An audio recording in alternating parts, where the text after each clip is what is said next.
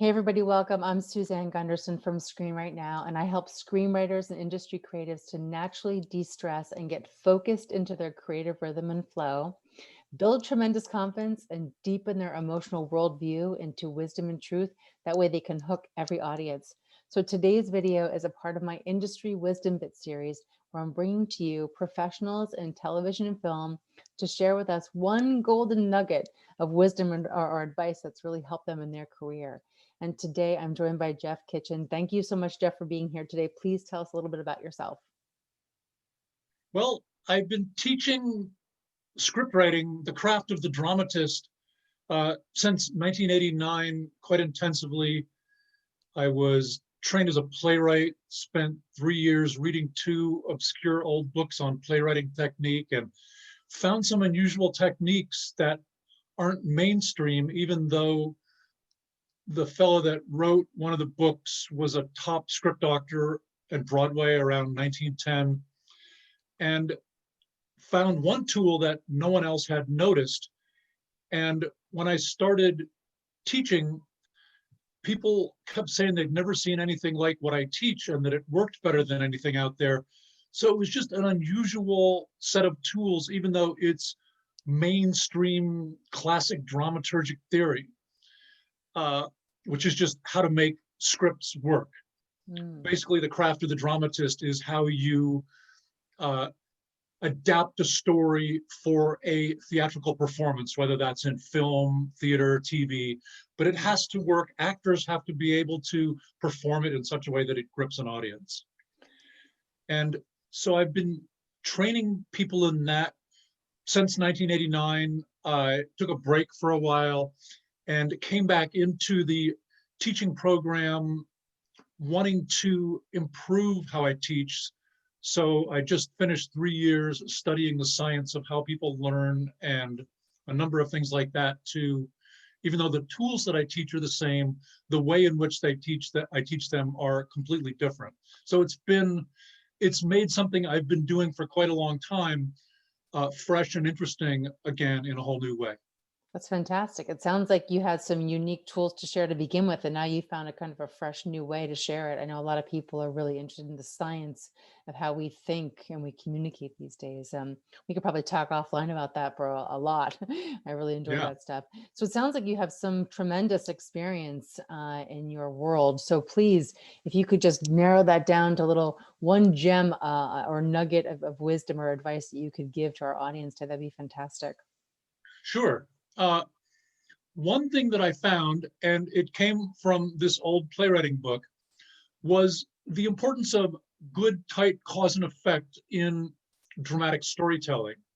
Because dramatic storytelling is a very stripped down medium. There isn't room for anything that isn't directly related to the forward action of the story. So creating tight cause and effect is done by using a process which is reverse cause and effect.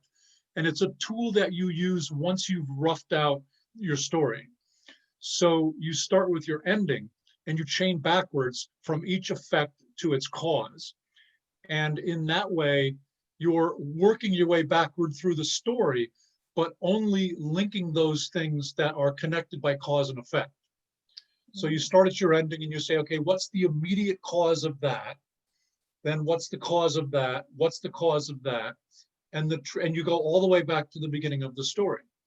The trick to the tool is that you are only asking what is the cause of that effect, not what happened before it, because any number of things could happen before it, but only one thing actually caused it. And in that way, you are separating the necessary from the unnecessary, which is a crucial skill for a dramatist because the unnecessary kills scripts. The unnecessary is overwritten dialogue, bogged down scenes or scenes that shouldn't exist, sequences that are overwritten, maybe an entire act that shouldn't be there. And the unnecessary clogs up everything if you give it an inch. And by working backwards and rigorously separating that which is necessary to the forward action of the story, from that which is unnecessary to it, you get a clean spine of the story so that you've constructed it in reverse, working backwards through the mechanics of the plot. Then when you read that from the beginning, A causes B, which causes C, and so on, and you have a nice, clean, forward outline to your story. And the other thing that's really important to the application of this tool is you have to be able to work from the general to the particular. So when you do your first pass through reverse cause and effect, you only want the major building blocks of the story. And it's like radically pruning a tree where all of a sudden you can see the trunk and the main branches. And being able to do that to a story, especially one you've been wrapped up in and immersed in, not only does it help you find the crucial elements that comprise the center of the story, but once you've assembled this chain of this chain of cause and effect, you can step back and get a look at it and evaluate it objectively, which is very hard to do when you've been immersed in a story for quite a while. So you know, I really like that. You know, it's we think so linearly, right? We think so from the beginning to the end, but to start at the end and really work your way back through that cause and effect is really helping, like you say, you know, get all the clutter out of it and be able to just yes, keep to the beat of each of those incidences, and that way you're not kind of going off in a tangent on the yes, story, and you can actually really exactly. fill in that tree. Especially when the piece is designed to be performed for a live audience. Right. When you set a cause in motion, the audience comes up on the edge of their seat and go like, okay, what's going to happen next? What did that just touch off? And if you wander off on a tangent, then you lose the audience. They're like, come on, where's the thing? You set it up, pay it off, you know? So it's that wandering off on a tangent is called a spot that's flat dramatically. And that's something that can contribute to a story not working dramatically. Interesting. Yeah. So the other thing that's useful about creating this chain of cause and effect is that not only can you evaluate it, which is not easy to get objective, but you can also, and in the process of evaluating it, you might look at what you've created and go, wow, that works better than I thought it would. Or more usual, it's got something going on. I like a lot of it, but I can see where my sense that there was a problem in the second act, I can see that in black and white now. And so you would then go back and play with your second act and revise it and then redo the cause and effect. And you might be like, oh yeah, now that's 95%. Or, you know, you might take a look at it and go, wow, it's horrible. But this is the point at which you want to discover that. You don't want to find out on the opening night of your $40 million movie that it doesn't work. You want to find that out in the workshop as you're engineering your script before you actually write it. And plus, in the process of working backwards from each effect to its cause, you will find holes in your story's logic, and you can then fill them. Yeah. Because if there is no cause for this particular effect, you as a writer would be like, well, so then what would cause that to happen? And you put your brain to it and you come up with it and you fill the hole. So you're not only stitching together what you've already created, but you're creating more as you kind of weld it together by working your way through it. Yeah, there's so many different value angles from taking this approach that you're sharing today, and I'm sure people are gonna just be as eye-opening as it is for me in learning what you just shared. That to start from the end and work our way back to the beginning, we can look at it from so many different angles and find out what works, what doesn't work, what we want to cherry pick, where we've gone off on tangents, where we need to reel it back in. That way, we can make sure that it's it's a cohesive story. Very much so, yeah. And another function of the reverse cause and effect is that once you've done the reverse cause and effect for the overall story with just the big building blocks with no detail, it's the story told in its simplest terms. You then break the story up into acts and you take act one, start at the ending of it. in this section that you've already figured out. You've already figured out the overview of the whole story. You take one chunk of that and go back through that part of it. And now it becomes necessary to develop just a little more detail. So you go back through that chain of events that constitute Act One, and you think it through. As you reason your way back through it, you layer in a little more detail, and you're still rigorously separating the necessary from the unnecessary. So what you're weaving into the story is just that which is necessary to tell that part of the story in a little more detail. And you're literally making it up on the spot. It's story development as well as plot construction. Then you do the same thing for Act Two and then Act Three. Then you take the acts and break them down into sequences. There's 2 to 5 sequences in an act, 2 to 5 scenes in a sequence. So you take the opening sequence, look at the events you've already figured out at the act level, start at the end, go back through it and think it through in a little more detail. You're fleshing it out. You're figuring out more of the mechanics of how that sequence works in detail, but still not too much detail, only as much as necessary to make that sequence work. And then you do the next sequence and the next sequence.